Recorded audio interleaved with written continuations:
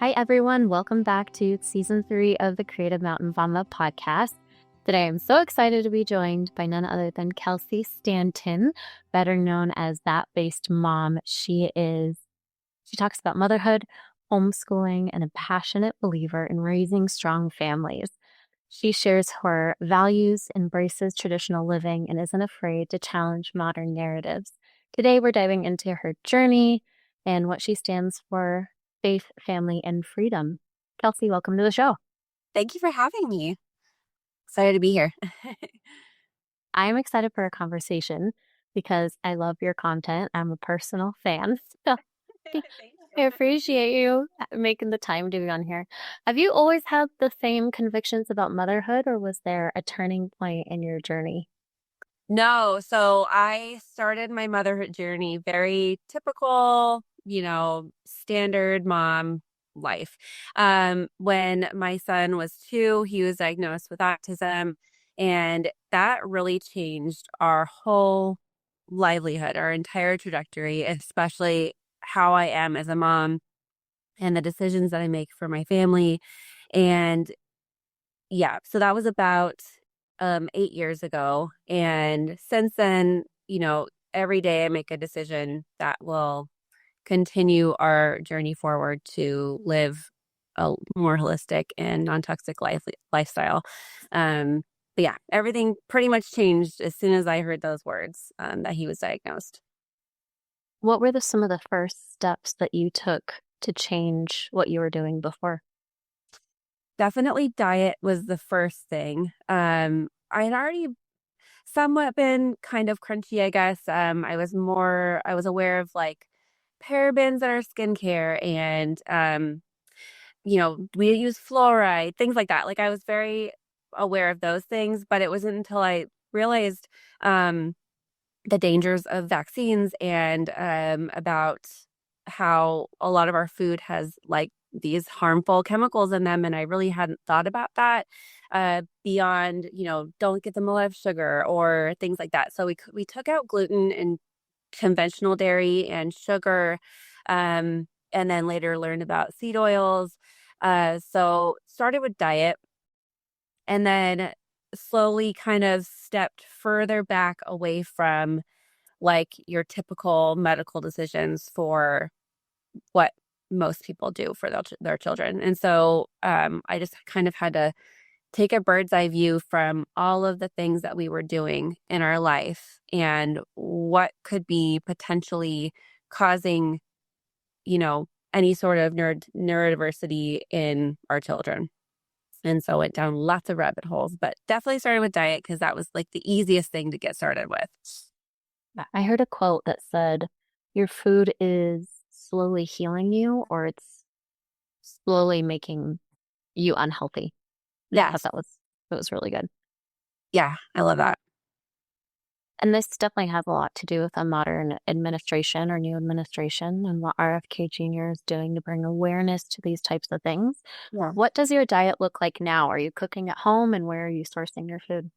Yeah, everything, I would say 95% of our food is made at home, and even going as far as freshly milling our own wheat. Oh my gosh, that's Yeah, awesome. that's like my favorite thing is I actually started a bakery because so many local families are like, we want freshly milled flour.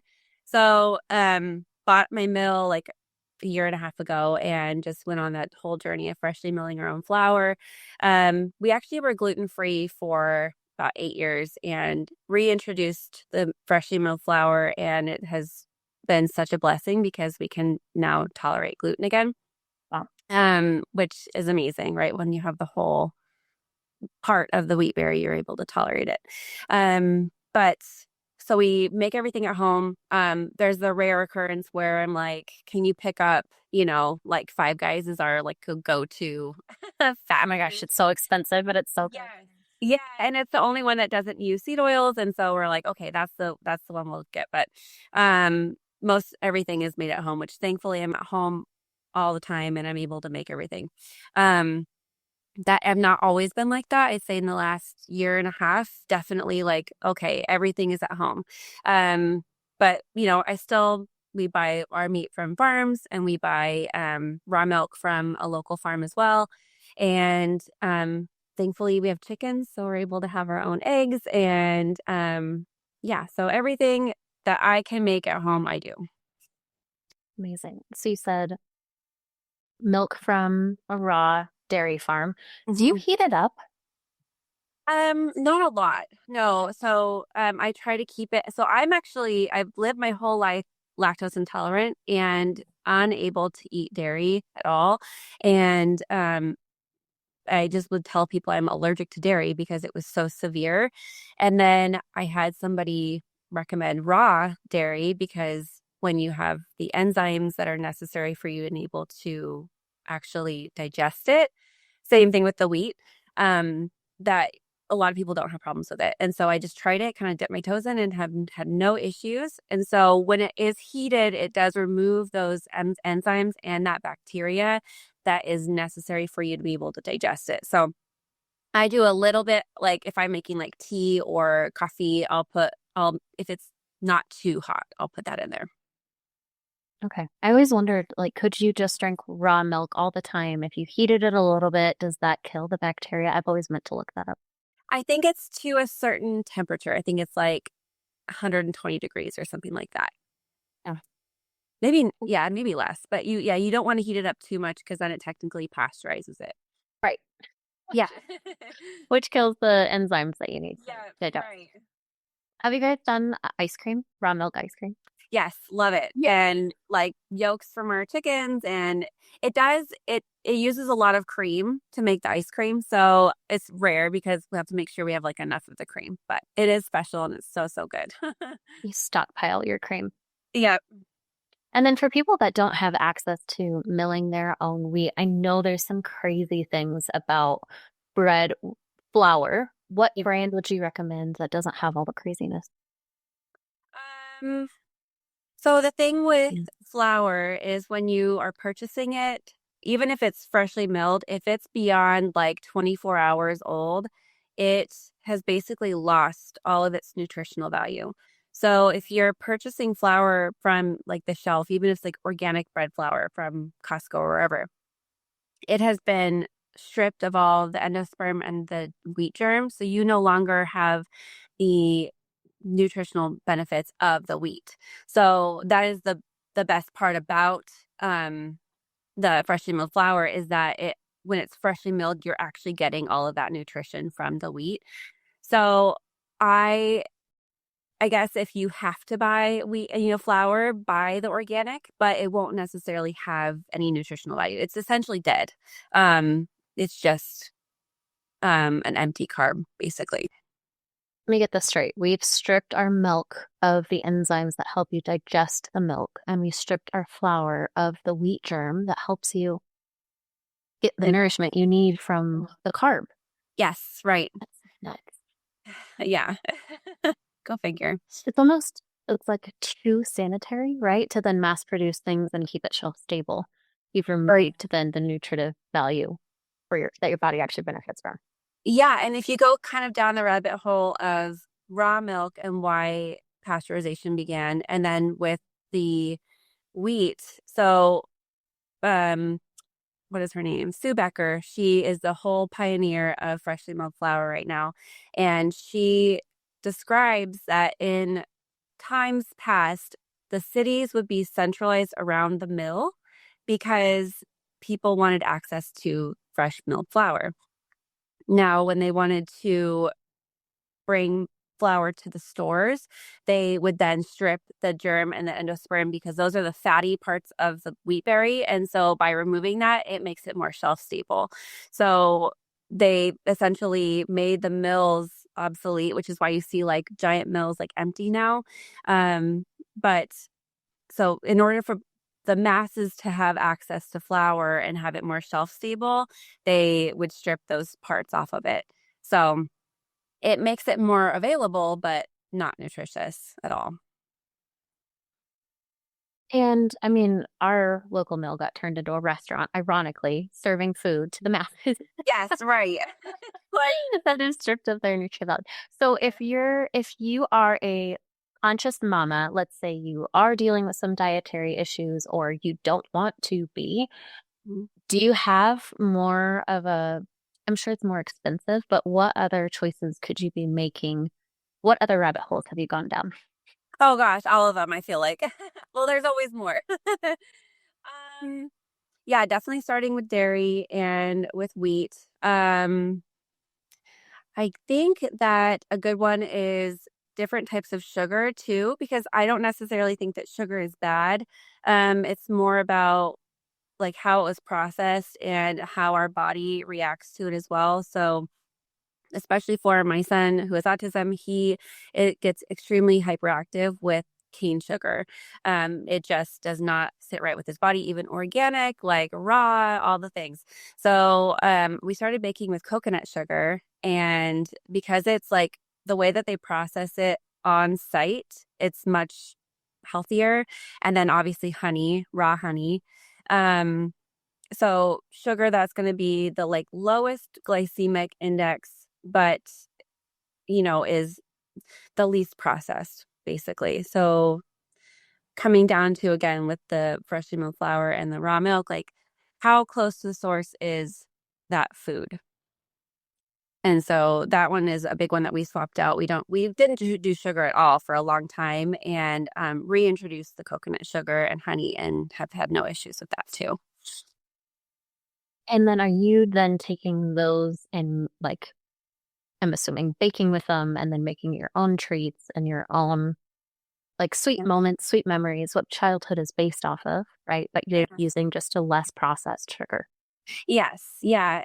And for the years that we weren't doing sugar, we did like monk fruit. But then I realized that a lot of monk fruit sweeteners are cut with erythritol, which is a sugar alcohol and can cause lots of gut issues as well, because it is processed. And so by returning back to, yeah, like coconut sugar or the honey, I would say is probably the best, but I don't like to bake all the time with honey. So as close to the source for, yeah, sweet. We make cookies, I make like like little chocolate bars and all kinds of sweet treats, but um I wouldn't like say because it's organic sugar it's necessarily healthy personally. Because it's been so refined. Yeah, right. And it does have a high glycemic index. So we know sugar, like we've been told sugar is not good for us, but why is that? Why do we want to avoid it if if it's a natural occurring, sweetener? But I think there are ones that are a lot more healthy for us than cane sugar. And that has everything to do with how your body is processing it. It tastes great going down, right? And then in the background, what's your body doing with it? So it sounds like a lower glycemic index is the answer. Right. Well, Yes. Yeah. I was at a play date and there was being served some snacks for kids that my kid had never had. And one of the moms, just knowing who I am, goes, how about that red dye 40? And I said, I know I'm sweating underneath my armpits right now. What do I do? What do you do to push back against the cultural pressure? So, I have two other children as well. I have a 7-year-old and a 3-year-old, and they are neurotypical. And thankfully, my 7-year-old is really educated on foods that are not great for him. But sometimes he's like, "Oh, can I please, mommy?" So, I do say like on special occasions, like at birthday parties, if there's a cake that's like from the store and it's got dyes in it, okay, once every few months is not a big deal. But if he's at like an event that's like not a really big deal and there's like pizza and candy and like he said that one time there was those cheese balls and he was just like, "Oh, I don't eat that." Thankfully he's very educated on that. But thankfully, I actually bring a lot of my own snacks when we go out places. I know that there's going to be temptation. Um, and so like better options than what they may have. So like the Yum Earth candies are really good because they're dye free. Or there's one, it's Smart Sweets that have like conventional candies turned into like they're not perfect ingredients, but they're at least like candy. So for like, if they get like a baggie from a piñata, I swap it out for the Smart Sweets.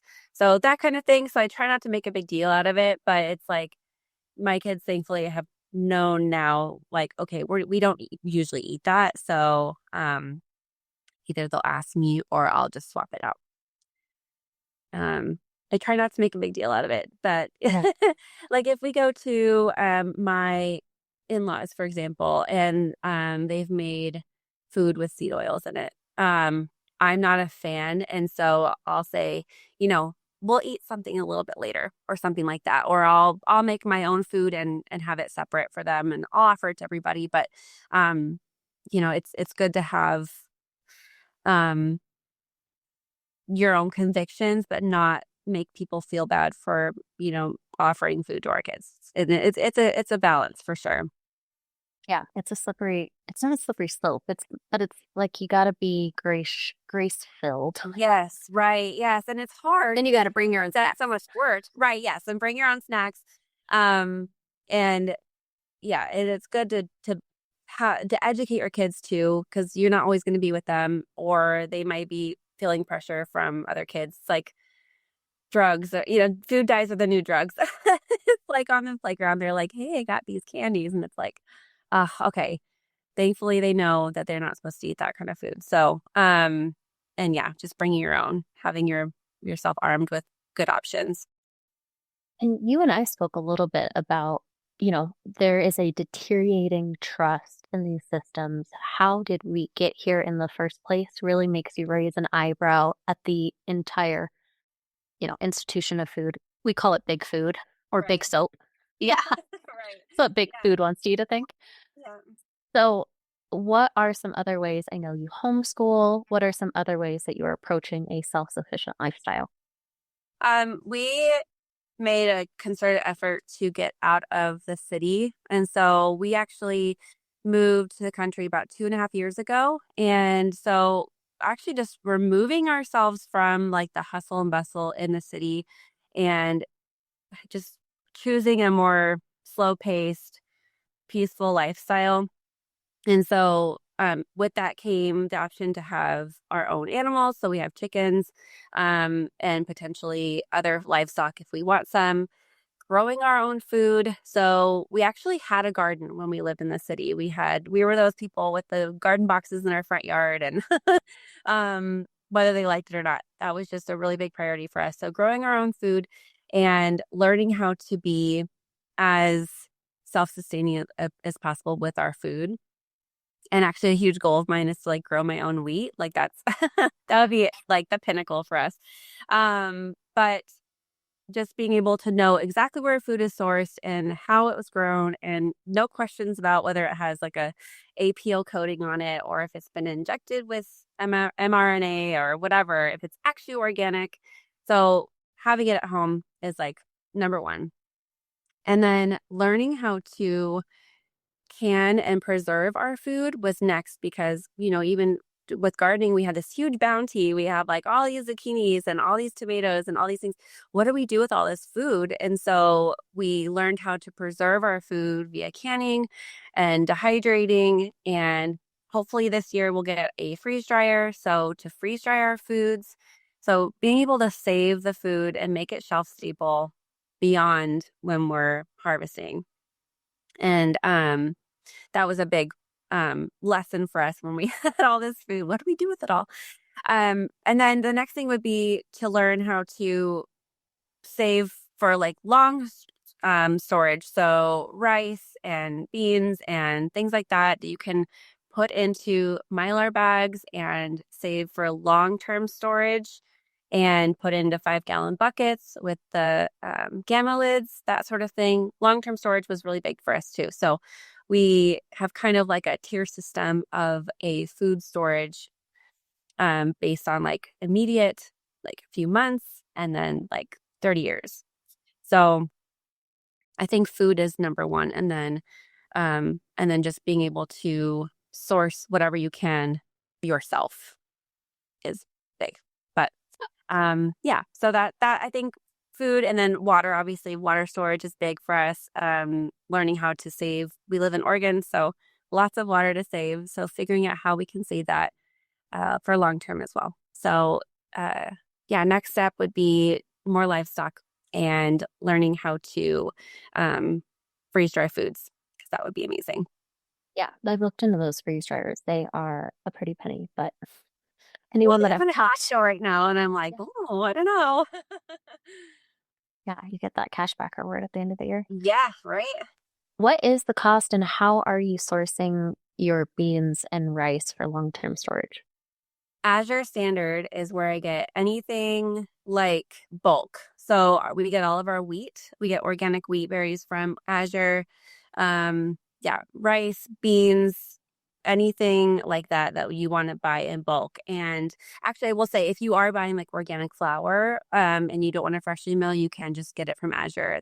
I love everything that they have. It's all super high quality, and I can trust everything that comes from them. They even have like dried fruits and things like that too. So if you're not ready to dehydrate your own food, Azure Standard is where I get everything bulk. Love it. You have a discount code? I do have a code. It does not have a discount though. So, yeah, I wish they would give that. But and what's cool is once you sign up, then you have a code to give to people too. So that's cool. But the thing with Azure is I know it can be tricky because I was worried about this for a long time, which is why I didn't sign up sooner. Is the whole drop scenario, is finding one near you for pickups. Ours is once a month. It's 35 minutes away. Everything from us is 35 minutes. So not a big deal. You meet up at a certain time, help unload the truck, and you load your car back up. So it is a lot easier if you are like a stay-at-home mom or if you're able to coordinate your schedule around the drops. And so that's kind of where it gets a little tricky, but it's totally worth it because it is a lot cheaper. And it's my personal dream is to have our storage room downstairs just filled with like a 30, would you say 30, 10, and 5 and immediate Yep. food? Yep. How long does it take to stockpile through that company? I guess it's as much as you want to spend, right? Right, yeah. So they have like different options like 5 pound, 10 pound, 25 pound, 50 pound. Um, and because I have my bakery now, I do like the 50 pound bags of wheat and that lasts a while. But since it is once a month, I try to get as much as I can so I'm not like, fear ordering off of Amazon or whatever. So yeah. I've been there. I've filled my cart with some fear order, like seeds. Like Yes. Yes. my Oh my husband's gosh. like, I think that is a gimmick. Don't buy that. Yeah, I know. It's like those heirloom seed packs that are like 30 different types of seeds. Those are actually great for like, yeah, if you want like a long-term storage of seeds, but I bought them. They're in my yeah. house right now, Yeah. actually. Just Great. I went down from the 150 survival seed pack to like the cold hardy veggies. Yes. Yeah, there you go. Well, and you're in a cooler temperate, so that makes sense. But yeah, it's good you have a greenhouse. We finally got a greenhouse this year, and that has been very game changing. I'm really excited to have that as an option for like when it's the winter time, but also when the seedlings are not quite ready to go out in the garden, but I don't want them on my countertop anymore. So Yeah, absolutely. We did a heater in ours. I don't recommend this. We used yeah, all oh our my goodness. electricity all winter long. We have the cheapest electricity in the country. I don't know how we did that, but if you were to find like a solar solution or Right. a battery pack that you can, recharge or something better than Okay. just plugging in a heater, Yeah. huge. I mean, Okay. all of our plants were annuals Yeah. and we kept them for another year. So Nice. Okay, so no heater. I have thought about getting the heating lamps. No? Do you think that would be too much? I would love to hear your Okay. experience if you do I'll it. try It it. might Okay. dry them out is the only thing. They Oh, went in and watered weekly mhm. still, but I just feel like the heat and, it's blowing hot air on it. I wonder if Yeah. the heat lamp would be better or more drying. I don't know. Yeah. But Okay, I'll let you know. I would assume you could do like a chicken heating lamp, Oh same yeah. as you do with your Right. chickens. Yeah, super cheap too. So all of this takes time. I know you're a stay-at-home mom. We talked a little bit about modern feminism. Mhm. Can you Yeah. share a little bit about your experience there? Yeah, so up until actually 7 years ago, I was still working a 9 to 5, and I was pregnant with my second child. And I actually lost my job when I was 7 months pregnant. And it was very earth shaking for us because I was very much like, I need to work. I need to provide for my family. And, my husband was a breadwinner, but it was nice to have the two incomes.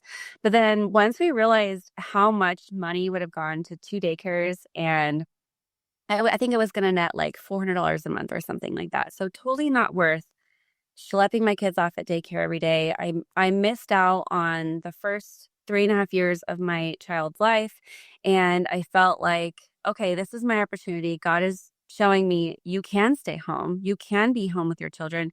You just have to get creative. It's just going to take some, working out to figure out how this is going to work for you guys. So I actually started an Etsy shop when that happened. I crochet like little baby outfits, and that was a nice little boost of income for us. And since I was just like sitting around nursing a newborn all day long, that was a nice way to make an income.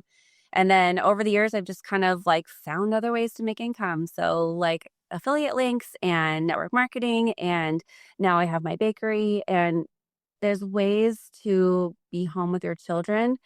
And after, I think growing up in the 90s, you're told you have to like get a high power career. You're so smart. Like, why would you waste that on raising a family? And I never had that installed into my, like, even my, nowhere in my life was raising a family a priority for me because, my mom worked and my grandma worked. And so it was just always like have children and just like send them off to daycare, and then they'll go to school. And I realized that when I had my first child, that that's not what I wanted, but I was so like involved in the system. And so I think just like deciding to break free from it really helped me just like, we can do this. Like I can stay home with my kids. And so as they've gotten older, I just kind of realized like it makes me sad that there's so many moms that think that they have to work because that's what society says that they have to do. And if you want to work, that's great. Like obviously there's certain circumstances, like if you're a single mom or whatever, but um, just because you were told your whole life you have to work in order to be valuable, that's not true. Like raising a family, raising up the next generation of people is the Lord's work in my eyes. And I feel like I have been like, I was like pushed into it, like, you got to do this. And then my son was diagnosed, and it was like, I cannot be away from him anymore. Like I have to be home. So in looking into modern feminism, like, again, like you're not valuable if you're not like climbing the corporate ladder. You're not valuable if you know, want to stay home with your kids and homeschool them and disciple them. And it makes me really sad. And on my content, I try to share it in a graceful way, like in a loving way, that you don't have to live this certain way because that's what the society has told you. If you want to be home with your kids, there is a way. You can figure it out. And how you do that, I don't know, but you got to get creative and figure it out and use the skills that God gave you to, raise your babies and find a way to make an income, or not if you are able to do that too. Yeah. And here's what I've been battling with. Is it that World War II, the men went off, the women got into those roles, they came back, right? Those roles have been filled, and it's kind of been a two-income society ever since then. Yeah. Is that the ploy, or is it really putting women into college, into a career, into all of their baby making years are spent in the workforce working for someone else? And then, right, we have this separation between women that choose to pursue their families or women that choose to pursue a career. Is it the narrative, or is it just the two income impossibility to have life off of a single income? I don't know. Well, I think it's both. I think also, so yes, I think starting in the 50s, yeah, men came back and women were like, well, I have a job. Like, I don't need to be home and raise children. And I have value outside of the home, which is true. But I think that the values changed. That was when there's a hard line. And then it continued to go further where, yes, go to college, get a degree, have like all these crazy student loans that you'll never be able to pay off. So you have to continue to work. And, I think it just continued to get further and further where now like 38-year-old women are like, oh my gosh, I want to have a child and it's probably too late, or I have to try really hard to get pregnant. And they've worked so hard to grow this career that they feel guilty to step away from. Like it really is so sad to me. And so I think it's a combination of the two. Like our society very much is like, you're valuable if you have a high paying job and you've worked really hard for it, and your kids can go to school and be taught by the system and continue the cycle. But also, if people lean on like it's too expensive to live on one income, which I understand, you know, our finances aren't perfect, but you get scrappy. You figure out like your own wheat. Like, you find ways. We stopped buying like packaged foods. Like anything that comes in a bag is a luxury. And honestly, it's probably not better for you anyway. So we don't go out to eat. We don't really travel that much. Like we make sacrifices so that I can be home with my kids. It would be like it would have to take a very huge impact on our finances for me to have to go back to work. Yeah, and send my kids to school. And not only are you getting more time to do these things, Yeah. but they are things worth doing. Milling your own wheat, I don't care who you are, making bread from a starter or just from scratch, that is such a good time. My husband will get home and I've started a new venture like making soap. And that's what I've done all day. I love it. So happy. Yes. The house is Great. so messy. I learned a new skill. So The they, ladder will get done. Like, yeah, exactly. yeah, it's like my house is. It looks like a bomb went off, but at least I made a loaf of bread. Oh my gosh, I know. Yeah. And then, I mean, in the 1800s, we have more time because laundry didn't take like 8 hours. It was a full 7-day cycle. It was like, okay, Monday, Tuesday, Wednesday, Yeah. Thursday, you get Friday and Saturday off, and then you start again on Sunday. And Yeah. it was a lifestyle for Yeah. a lot of the things that we have the ability to delegate now. Mm-hmm. Yeah, we actually have a book, and it's like the Laura Ingalls Wilder books, and it was like, yeah, Sunday is day of rest, Monday is laundry, Tuesday is baking, Wednesday is mending clothes. Like there's like you said, a 7-day cycle, and people go through it. And I think like recently I started prioritizing reading because I haven't read a book in forever for just pleasure. I had always read like informational books about autism or about diets or whatever. Now I want to start reading fiction, and I had to carve out time for that. So that meant like less time on social media, go figure. Or while I'm waiting for my bread to rise, I can do that. Or if the toddler is occupied, I'll sit down and read. So there is time. You just have to kind of prioritize what you want to get done. Absolutely. And there is time also, I wanted to make this point, to have a career. I think the narrative doesn't need to be necessarily Mm, thrown out, but you could focus like, hey, I'm 19 when my body can recover from having kids the best. Let's start a family yeah. and let's start careers. Let's normalize careers starting at 30 because who has ever walked into a job at 20 years old and had respect of anyone in that office? You're young, you're a girl, you're just, out of college and no one's going to give you the time of day and you get everyone else's busy work. So why not Yeah. start when you're 30 and 40 and 50? And Yeah. then you do have a voice in that office and you do have Yeah. some wisdom and grit from raising kids since you were 19 and Right. balancing all of that. And now you have something awesome. You always had something awesome to offer, but you're seen as, being more valuable in an office setting anyway. I love that. That's a great idea. Yeah, normalize getting out of college and then having a family. And then you can use your degree when your children are older. I love that. Yes, pay off your debt, right? Don't get into debt at all. And then when you're older, you're just putting that money away or you're just putting that money into retirement, because your kids are out of the house and now you're working. Right. Or now you've started a company and now your bakery's taken off and you have 4 or 5 locations. Your kids are out of the house and you're able to, you know, build that company that you started. Right. Yeah, I love that. Yeah, the bakery thing is new, but it has been so exciting because it's actually something that people have wanted and needed, and I feel like I fulfill that like itch as a '90s kid to have an income and some way to help support our family financially, but not having my face in my phone and feeling very like disconnected from my daily life where it's integrated into our life. I'm already making bread, so I might as well make more bread for my neighbors. So that's been really fun. And I can see it growing and I can see it turning into something big or not. I mean, I whatever I want it to be. But it's possible to make income while you're home with your kids and it does not have to be either or. Absolutely.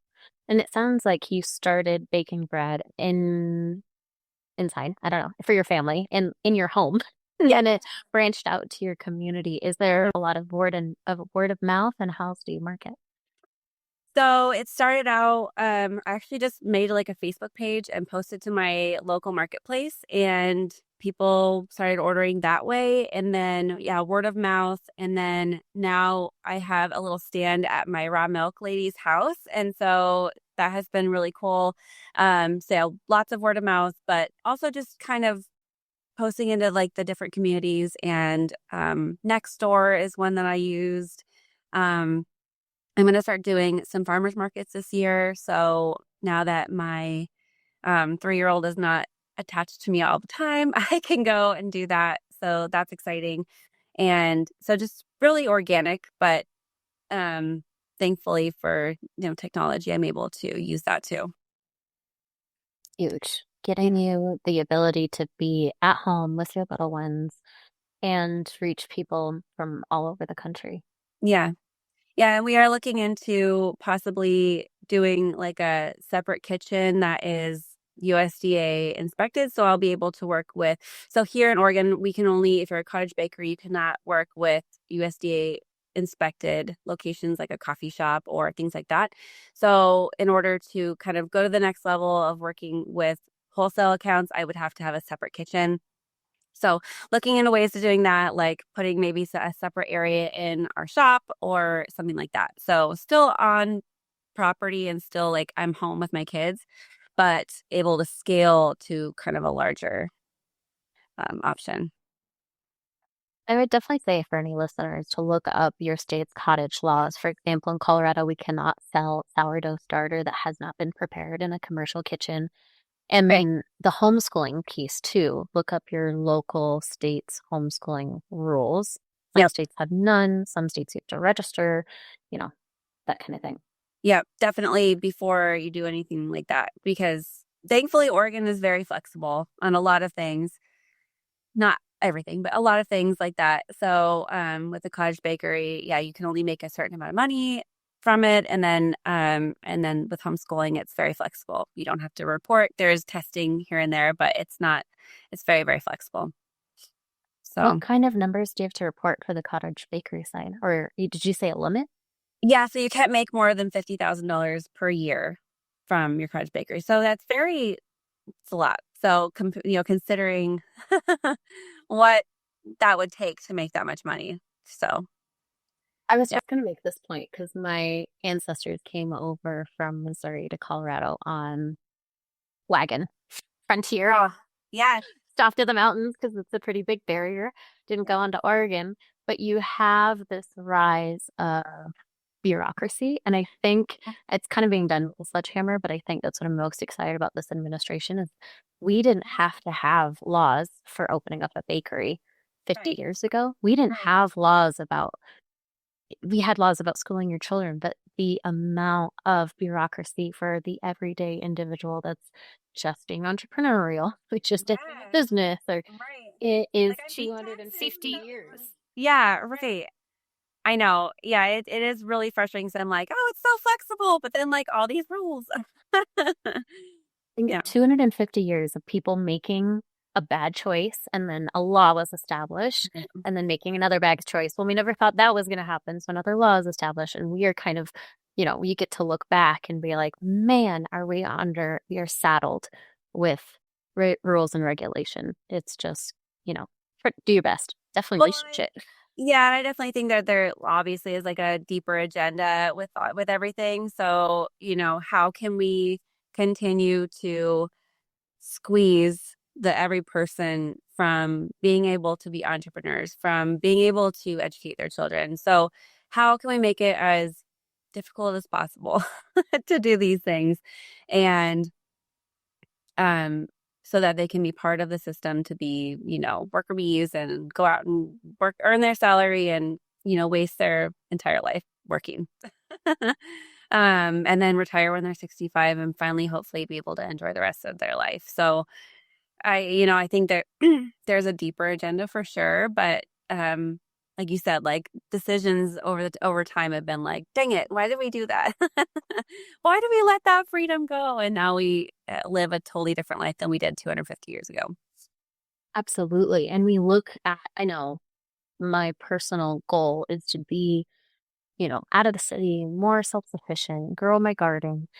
That can't happen without having an awareness of what you can and cannot do. And we live even in an HOA. So there's 6 levels of bureaucracy from the HOA all the way up to the federal government. And we have to be constantly aware. And honestly, my husband and I attend those meetings and we have to battle for every single decision. Oh Do my we gosh.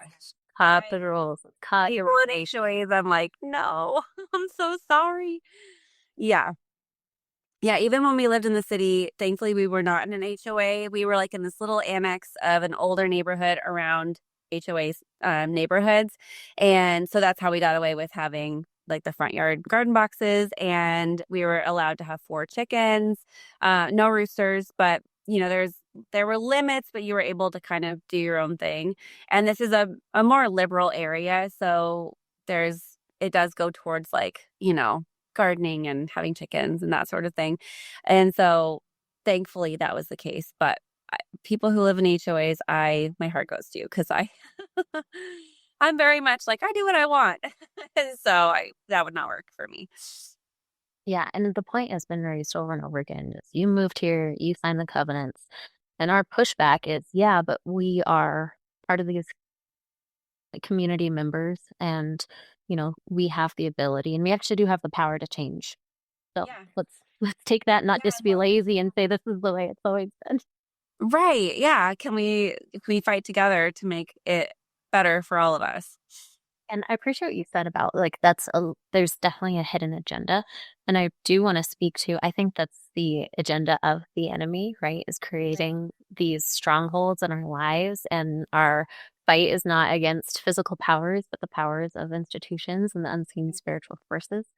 So I think a lot of our battles are done with prayer. They're done with the silent moments. They're done with turning to your Bible in the early mornings and having that be the first thing you look at on your phone. What ways does faith impact your family and your day-to-day life? So yeah, definitely starting my day with my Bible, either physical or on my phone. I try physical, but if I can, then if I can't, I'll squeeze it in on my phone. But prioritizing that. And instead, I used to be very like, what can I do to better my life instead of how can I turn to the Lord and how can I give him this situation, especially around unfortunate situations in our life, like my son having autism or like uh losing jobs or things like that have come in our lives that what did I do? How can I fix this instead of how can I turn to the Lord and how can I give this moment to him?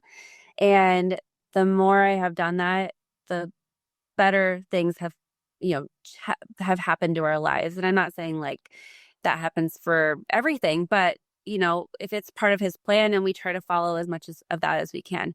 And so actually moving to the country was a huge leap of faith for us because we were very comfortable living in the city, but we just he gave us this huge opportunity and we just jumped for it. And I'm very like, I try to be faithful to the Holy Spirit and however I can in my daily life, and acting on that and staying faithful to that. Because if I miss an opportunity, and I feel like I have in the past, then I always regret it, and it has had negative impacts on our life. So just staying faithful day in, day out, even on what we're making for dinner, like how am I being led by the Holy Spirit to live closer to him, to be more obedient, and just understand that his plan is much stronger than mine. And I'm a control freak. So it's a journey of really learning to let go of that. So just staying in constant prayer, staying in, trying to remove myself from being in a state of worry or stress, and giving that to him. And that's been the biggest in the last year. That has been the biggest lesson for me, is to just hand it to him, and trust his plan for me and for my family. Oh, good. And when you put down your agenda and pick up the cross, Yeah. it's not an easy thing to do, but somehow his yoke is light, his burden is light, and yeah, the burden is light and the yoke is there, something or other. Yeah. Bible verse. Yeah. But Don't quit me. female, yeah, work with me. I think that has a lot to do with our conversation around modern feminism, is you don't pick up that cross of continuing on your family, or don't pick up the burden of nursing that baby at 2 a.m. and every 2 hours, for a lot of months.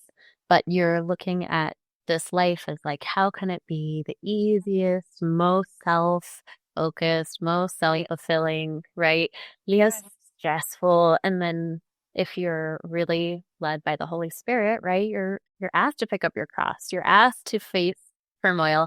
And honestly, in this social media space, a lot of pushback and a lot of even fellow Christians saying, Yes.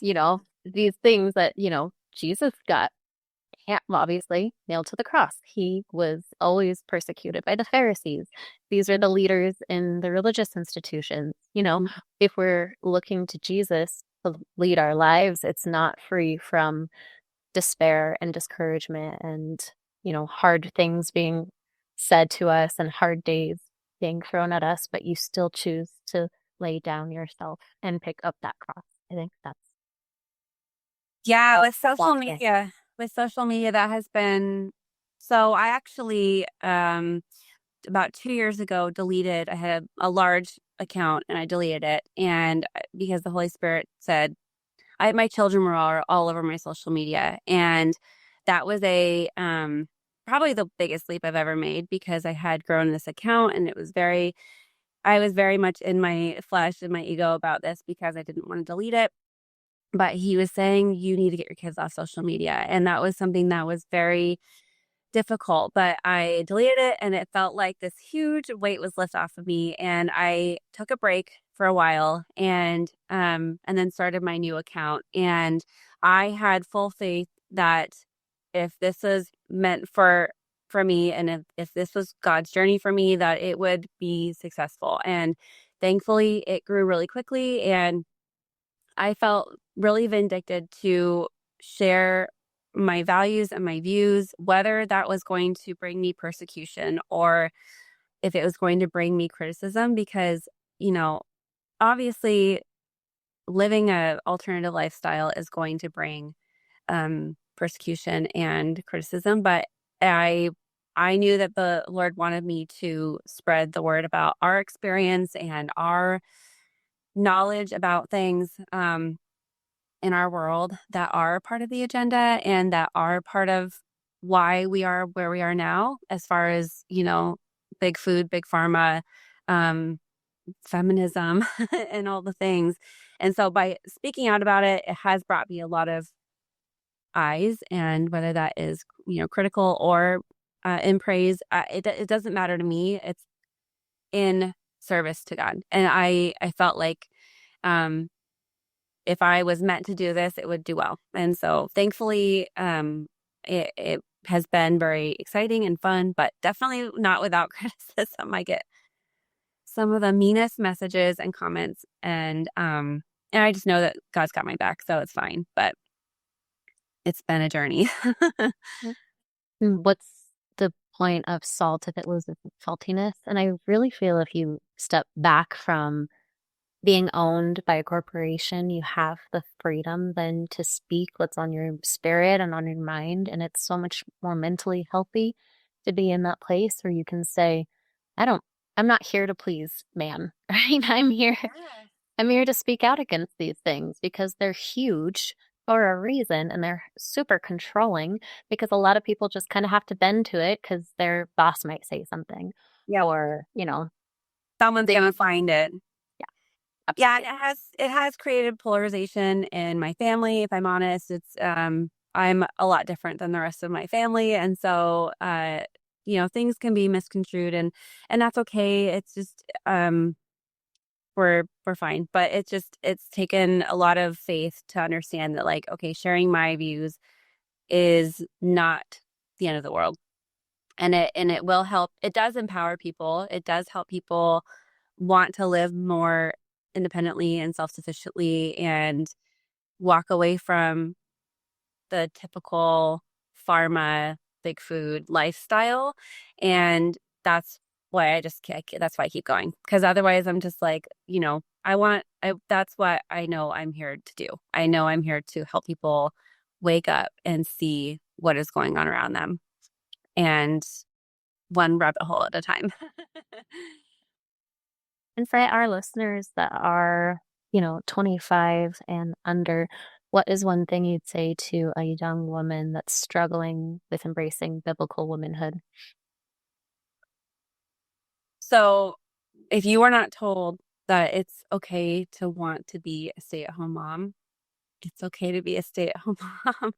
It's okay to want to have a masculine husband who works and provides for your family.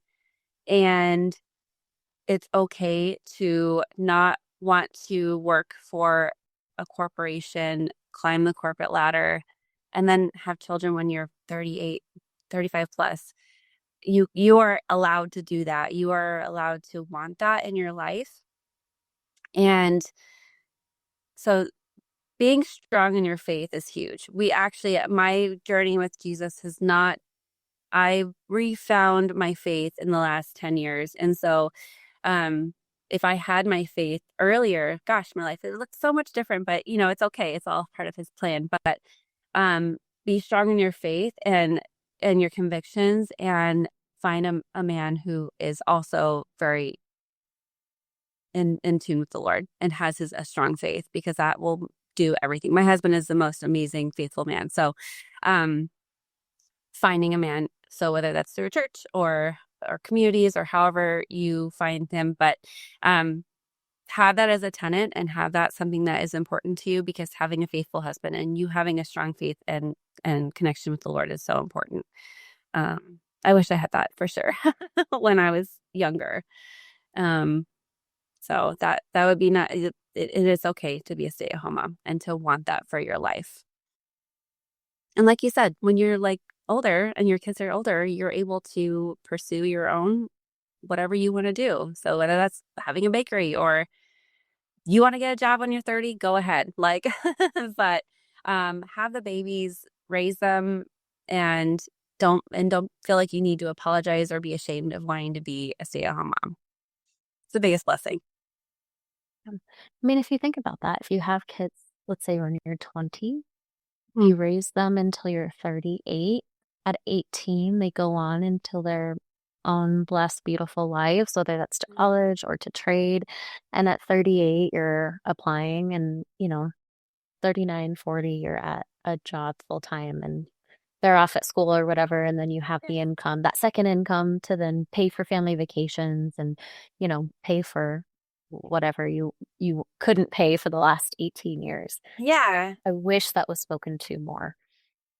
Yeah, and it's okay to struggle a little bit more financially when you're raising babies, because there will be blessings later in life when they're older. Like you said, you can go work or do whatever you want, but it's okay to have like the times of hardship when they're little, because it doesn't feel like that though when you're raising them and you're making everything from home and you have, like you said, the time to really focus on what makes you excited, what is makes you passionate.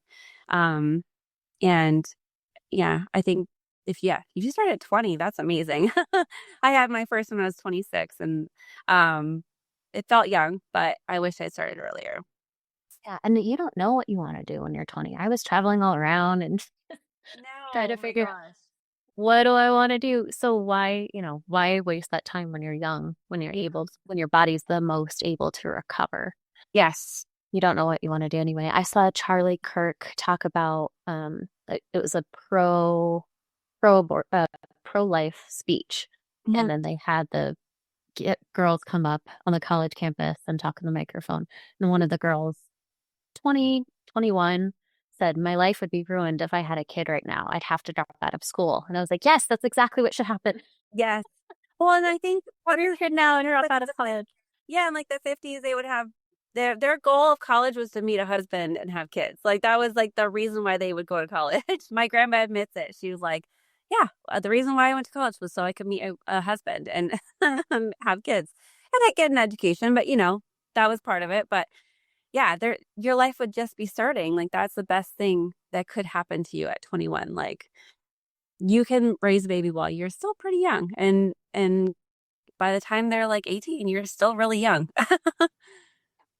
Yeah. And I know not every situation is good and not every man is gonna, do the biblical thing at that age, Yeah. and I do understand that. I met my husband at that age, and we had that conversation yesterday, and I wish he would've proposed. I wish we would've gotten married at 19 when Yes. I met you, and he said, Yeah.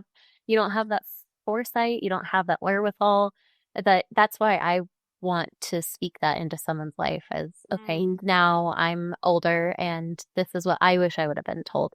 And honestly, I wish someone had told me, "It's hard to have a baby. It's hard. You have to nurse them every 2 hours." I didn't know that. It's hard. Your body has to recover. And Yeah. When you're 35 and you're nursing a baby all night long, you're not going to recover as much as if you were 21. Yeah, that no one tells you that when you're thinking about, having a family. When yeah, I met my husband when we were actually very young. I was 14 and we did not date until I was older, but I went to college and he went to the military and we came back at the same time and started dating after that. And it all worked out, but we've had that conversation too where it's like, what if we had gotten engaged before, we went to college and you went to the military? Man, our life would look so much different. But um yeah, it's like hindsight's 2020. it's 2020, and Yeah. you have that older generation speaking it into us. Go to Yeah. college to find a husband. We went to church to find a husband. Find a good, godly man when you're young. And I think we've just lost those voices, or they've been ignored, or the narrative's changed for political reasons or for whatever other reason. Yeah. Nephilim agenda. What is next for that based mom?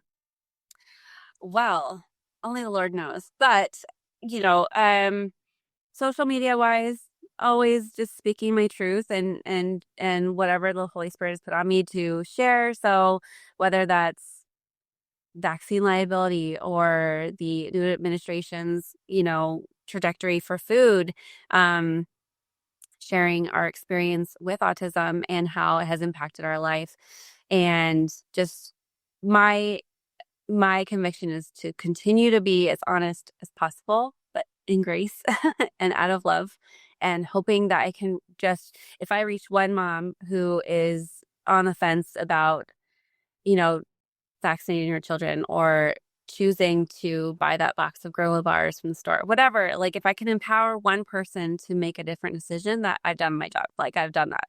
And so just continuing to share that and hopefully educating people, and then growing my bakery and blessing my community with our freshly milled flour baked goods. And um, I like to share about like non-toxic living and how that can impact your life and how easy it is. It's so easy. It's just as easy as buying Clorox from the store.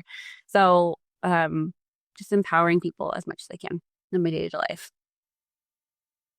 I just read somewhere that having your children around household products is more dangerous than having them around secondhand smoke. Yep. And fragrance. Yeah. Like, perfumes and those plugins, which I had those all, believe me, in the last, it's been 7 years or so that I've really buckled down and gotten rid of all that stuff. But yeah, it's so bad. They're so toxic and they're carcinogens. And, I know it's hard to give up. Like it comes down to like the worldly, the flesh. Do I care more about my house smelling like flowers? I actually made a reel that says, ladies, if you want your house to smell like baked goods, don't burn a candle, just bake some goods. Right. There's no better smell than freshly baked cookies. So don't burn a candle, just make some cookies. So how letting go of the worldly, of the flesh, and just how can we return back to the basics? How can we just live? I don't want to live like my maybe 250 years ago, but how can I live closer to that in my day-to-day life? Absolutely. And where can people find you? Instagram, that's my only platform. So that base mom. And I don't know. We'll see what the next few things hold for me, but I'm not interested in TikTok. I don't know about YouTube maybe. And then so just focusing my time on Instagram right now. Kelsey, this conversation has been incredible. Thank you for being here and for sharing your wisdom and encouragement with everybody listening. If you enjoyed today's episode, be sure to follow Kelsey at That Based Mom for more of her insights on faith, family, and living out your truth. Don't forget to subscribe, leave a review, and share this episode with the mom who needs to hear it. Until next time, stay strong, stay the faith, and keep fighting the good fight.